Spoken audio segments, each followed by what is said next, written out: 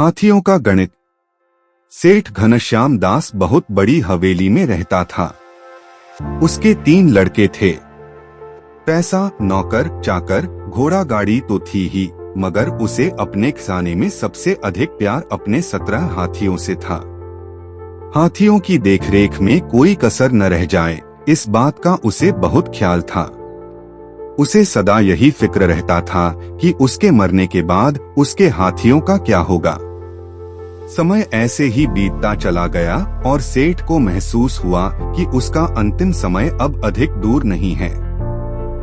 उसने अपने तीनों बेटों को अपने पास बुलाया और कहा कि मेरा समय आ गया है। मेरे मरने के बाद मेरी सारी जायदाद को मेरी वसीयत के हिसाब से आपस में बांट लेना। एक बात का खास ख्याल रखना कि मेरे हाथियों को किसी भी किस्म की कोई भी हानि न हो। कुछ दिन बाद सेठ स्वर्ग सिधार गया।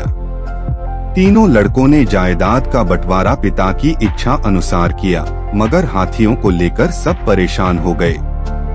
कारण था कि सेठ ने हाथियों के बंटवारे में पहले लड़के को आधा, दूसरे को 1/3 और तीसरे को 9वां हिस्सा दिया था। 17 हाथियों को इस तरह बांटना एकदम असंभव लगा। हताश होकर तीनों लड़के 17 हाथियों को लेकर अपने बाग में चले गए और सोचने लगे कि इस विकट समस्या का कैसे समाधान हो। तभी तीनों ने देखा कि एक साधु अपने हाथी पर सवार उनकी ही ओर आ रहा है।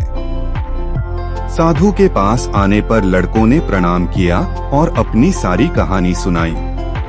साधु ने कहा कि अरे, इसमें परेशान होने की क्या बात है, लो मैं तुम्हें अपना हाथी दे देता हूँ। सुनकर तीनों लड़के बहुत खुश हुए। अब सामने 18 हाथी खड़े थे। साधु ने पहले लड़के को बुलाया और कहा कि तुम अपने पिता की इच्छा अनुसार आधे यानी 9 हाथी ले जाओ। दूसरे लड़के को बुलाकर उसने 1/3 यानी 6 हाथी दे दिए। छोटे लड़के को उसने बुलाकर कहा कि तुम भी अपना 9वां हिस्सा यानी 2 हाथी ले जाओ। 9 + 6 + 2 मिलाकर 17 हाथी हो गए और 1 हाथी फिर भी बचा गया। लड़कों की समझ में यह गणित बिल्कुल नहीं आया और तीनों साधु महाराज की ओर देखते ही रहे।